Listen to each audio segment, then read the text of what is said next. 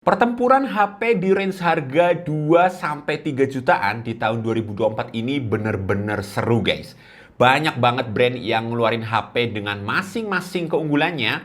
Ada yang jualan kamera, ada yang jualan performa, ada yang jualan tahan airnya, sampai yang all-rounder juga ada nih guys. Nah, kayaknya seru ya kalau di akhir tahun ini saya bikin rekomendasi HP 2-3 jutaan. Siapa tahu ada dari kalian yang lagi nyari HP di akhir tahun ini dan masih bingung kira-kira HP apa yang cocok dengan kebutuhan dan budget kalian. Disclaimer dulu kalau HP yang ada di video ini tuh cuma HP yang udah pernah saya bahas ya. Karena kalau saya nggak pernah megang langsung ya saya nggak berani ngerekomendasiin ke kalian. Oke, nggak usah kebanyakan basa-basi lagi, langsung aja kita mulai pembahasannya. Sikat!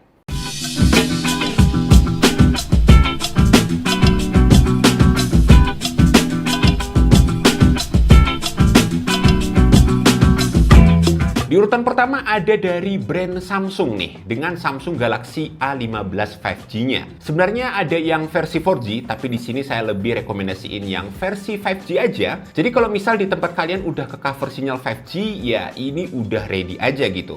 Toh Samsung juga ngejanjiin HP ini bakalan dapat update hingga 4 generasi OS dan 5 tahun security update. So, buat kalian yang pengen beli HP buat dipakai lama, ini HP sih udah jadi opsi yang paling bener ya. Walaupun desain layarnya jadul alias masih pakai water drop, saya rasa HP Samsung itu tetap ada pasarnya. One UI-nya tuh banyak banget fansnya ya. No iklan-iklan, desain icon-iconnya juga udah paling simple, dan yang paling penting adalah easy to use. Buat layarnya ini 6,5 inci ya, pakai Super AMOLED khas Samsung yang udah pasti kualitasnya nggak perlu diraguin lagi. Refresh rate-nya 90 Hz dengan kecerahannya di 1000 nits. Sementara di sektor dapur pacunya dia pakai Dimensity 6100 Plus dengan RAM 8GB dan storage 256GB. Beralih ke kameranya ya, di sini dia punya setup yang terhitung lengkap di rentang harga segini. Ada 50MP untuk kamera utamanya, terus ada 5MP ultra wide dan 2MP macro lens. Ditambah kamera selfie-nya beresolusi 13MP. Kalau untuk baterainya sendiri ada di 5000 mAh dengan 25 watt fast charging yang bisa terisi penuh dalam waktu 85 menit aja. Buat harganya sendiri kalau saya cek di e-commerce ada di kisaran 3-3,5 juta, belum termasuk berbagai potongan diskon akhir tahun ya. Jadi buruan check out aja, linknya ada di deskripsi. Di urutan kedua ada Poco M6 Pro. Ini HP yang rasanya sulit banget saya nggak masukin ke rekomendasi ini. Kalau di Samsung tadi mungkin kalian ilfeel sama desainnya. Nah, kalian bisa ngelirik si Poco M6 Pro ini. Bezelnya ini tipis simetris ya. Kamera depannya juga udah model punch hole. Panel layarnya jelas pakai AMOLED 6,67 inci Full HD+. Dengan 120 Hz refresh rate dan 1300 nits untuk brightness-nya. Gak sampai di situ, layarnya ini juga diproteksi dengan Corning Gorilla Glass 5 dan ada sertifikasi TUV Rainland untuk melindungi mata dari sinar biru yang berlebih. Buat setup kameranya juga nggak kalah lengkap dibandingkan dengan Samsung tadi ya. Dia punya kamera utama 64MP, terus ada 8MP ultra wide dan 2MP macro lens. Sementara kamera selfie-nya di 16MP. Chipsetnya ini pakai Helio G99 Ultra. Ini memang chipset yang belum support 5G ya, tapi secara performa dia mirip-mirip lah dengan Dimensity 6100 Plus di Galaxy A15 5G tadi. Untuk RAM-nya sendiri ini ada di 8GB dan storage di 256GB. Di sektor baterai, Poco M6 Pro ini punya kapasitas baterai 5000 mAh dengan 67 watt fast charging yang bisa ngisi baterainya sampai penuh cuma butuh waktu sekitar 44 menitan aja. Fitur-fitur lain juga udah nggak ada yang absen, mulai dari slot micro SD hingga 1TB, in-display fingerprint, NFC, headphone jack 3,5mm, dan sertifikasi IP54. Harga Poco M6 Pro ini sekarang udah turun banget dibandingkan pas pertama kali dirilis. Kalau saya cek di e-commerce official store-nya itu sekarang ada di angka 2,3 jutaan aja guys. Jadi ini super worth it banget. Next ada Redmi Note 13 5G. Ini HP juga desainnya menurut saya udah bagus banget di harga segini. Bezelnya tipis, udah model punch hole. Back covernya juga kelihatan stylish banget, apalagi yang warna Arctic White-nya ini. Buat layarnya ini 6,67 inci Full HD+, pakai AMOLED dengan 120 Hz. Chipsetnya pakai Dimensity 6080, RAM-nya 8GB dan storage 256GB. Kamera belakangnya juga punya setup yang lengkap, ada 108MP buat kamera utamanya, terus 8MP ultra wide dan 2MP macro lens. Terus ada kamera selfie-nya nih di 16MP. Kalau untuk baterainya sendiri dia punya kapasitas 5000 mAh dengan 33 watt fast charging. Dan untuk fitur-fitur lain ada sertifikasi IP54, terus NFC, AI Face Unlock dan juga Bluetooth 5.3. Buat harganya sendiri sekarang udah ada di angka 2,6 juta aja guys. Ini harga yang oke banget ya buat HP 5G dengan spek sebagus dan selengkap ini. Kemudian di urutan keempat ada Infinix Note 40S. Ini HP yang menurut saya paling worth it dari Infinix Note 40 series yang lain. Layarnya ini udah curve ya, alias melengkung. Bentangan layarnya 6,78 inci Full HD+.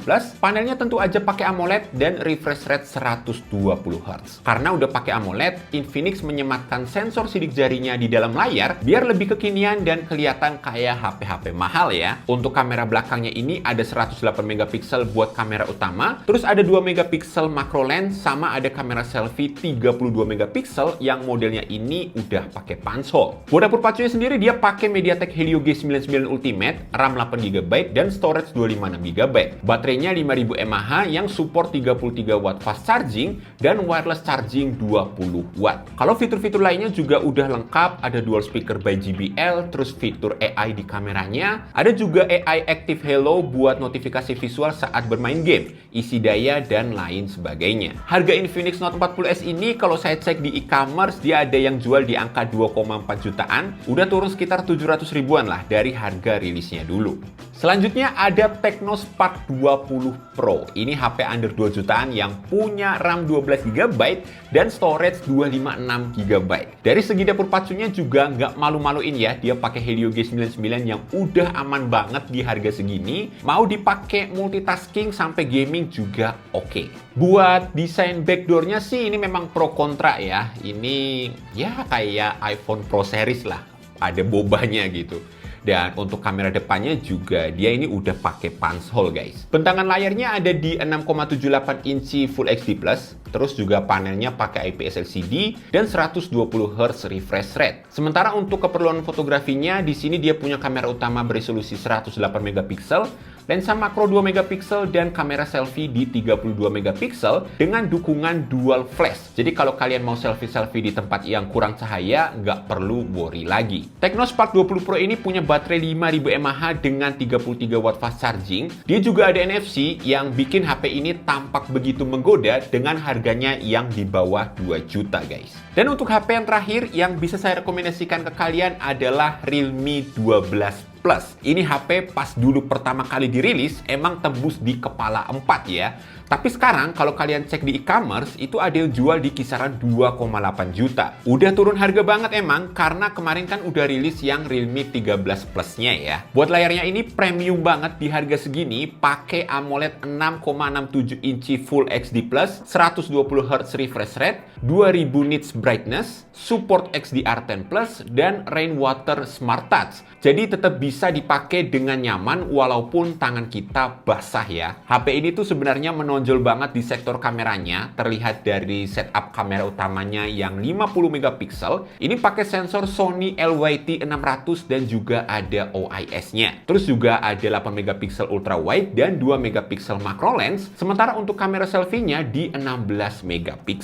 Desain back covernya juga mewah ya, dengan material premium vegan leather. Housing kameranya ini berbentuk bulat yang terinspirasi dari jam tangan mewah. Di sektor dapur pacunya, Realme 12 Plus ini dibekali dengan chipset Dimensity 7056nm, dipadukan dengan RAM 8GB dan storage 256GB. Baterainya berkapasitas 5000 mAh yang didukung dengan 67 watt fast charging. Baterainya ini bisa terisi penuh dalam waktu 48 menitan aja guys. Realme 12 Plus ini juga punya fitur pelengkap seperti NFC, terus juga sistem pendingin vapor chamber yang besar, sertifikasi IP54 dan juga stereo speaker pastinya. Oke, mungkin itu aja rekomendasi HP 2-3 jutaan yang bisa saya kasih ke kalian di akhir tahun ini. Sekali lagi, HP-HP yang udah saya sebutin tadi itu cuma yang pernah saya review aja sepanjang tahun ini ya. Buat yang tertarik, semua link pembeliannya udah saya cantumin di deskripsi.